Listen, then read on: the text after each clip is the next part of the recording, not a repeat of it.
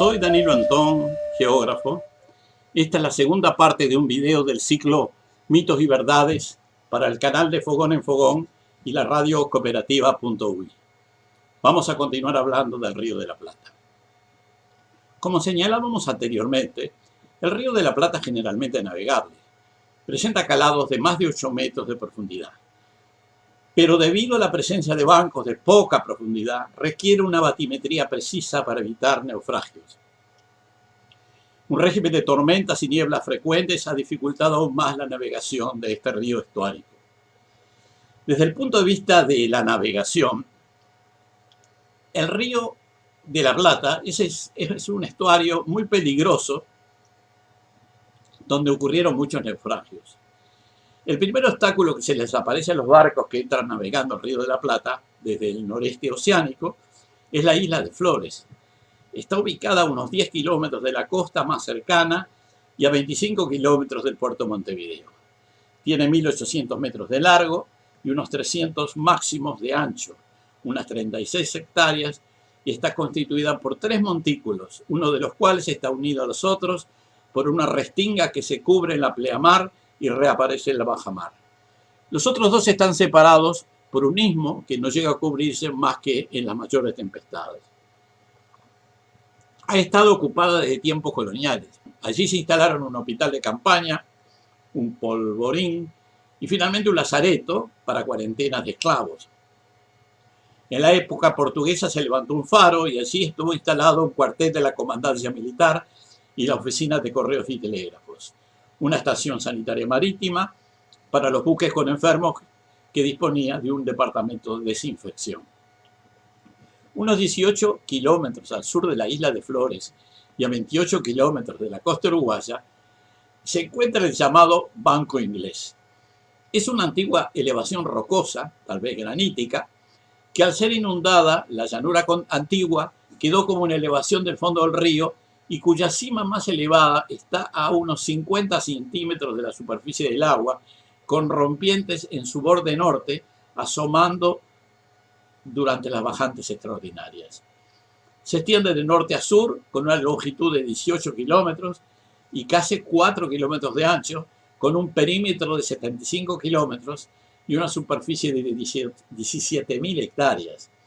Su promedio de sonda, o sea, de profundidad, es de 5 metros, pero en algunos lugares es mucho menos. Los relatos de las expediciones de Solís, Magallanes y Gaboto lo denominaban Bajo de los Castellanos. El Banco Inglés fue así bautizado luego de que el inglés John Drake, sobrino de Francis Drake, naufragara en febrero de 1583 en las cercanías de Punta del Este y al ser capturado por los españoles dijera que era sobreviviente de un barco mercante hundido en el Bajo de los Castellanos a fin de ocultar su condición de pirata. A partir de entonces comenzó a ser llamado Banco Inglés. El espacio entre la isla de Flores y el Banco Inglés constituye la puerta para el ingreso y salida de barcos de ultramar de los puertos del Río de la Plata y de los ríos que confluyen a él. Desde esta zona parte el canal de acceso al puerto de Montevideo y el canal Punta Indio, que desde el Pontón de Recalada, que es un barco mantenido por Argentina para embarque de prácticos del río, que lleva al puerto de Buenos Aires y a los demás de la Cuenca del Plata. La mayoría de los naufragios se relacionan con las restingas costeras y puntas rocosas, así como los ocurridos en el Banco Inglés y en la propia isla de Flores. En particular, los naufragios causados por el Banco Inglés han sido numerosos y el salvataje de las embarcaciones o sus tripulaciones muy difícil por la distancia a la costa y la falta de referencias. De los cientos de historias, relataremos solo una que da una idea de la peligrosidad del Banco Inglés. Es un relato del 7 de agosto de 1954. Un pesquero llamado Isla de Flores, que pertenecía al ente público uruguayo SOIP, con 7 tripulantes, había naufragado en el Banco Inglés y el destructor Uruguay de la Armada Uruguaya había ido a rescatarlo y también había quedado varado en el traicionero banco.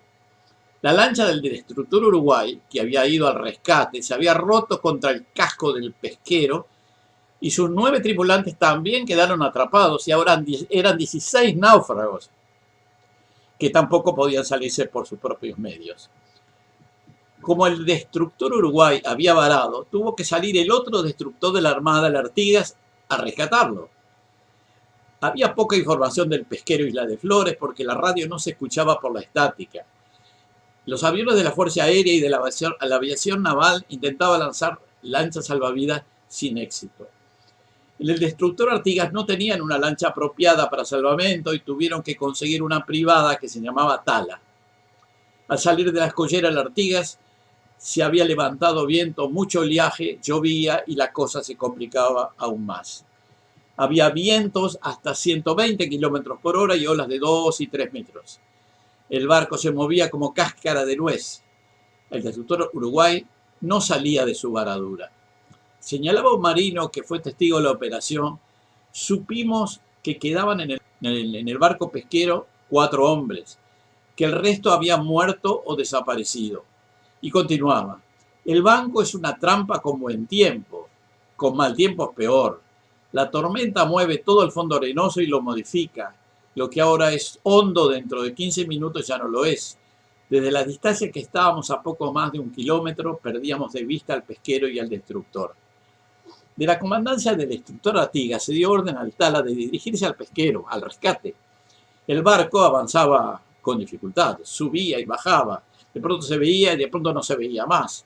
Bueno, luego de un intento frustrado de varias horas, volvieron a intentarlo y al fin, sorpresivamente, regresaron con quienes quedaban con vida y el cuerpo de un marino muerto. Algunos días después aparecieron cuerpos en las playas del este, demostrando que la entrada al Río de Plata continuaba siendo riesgosa, aún en tiempo de radares y telecomunicaciones radiales.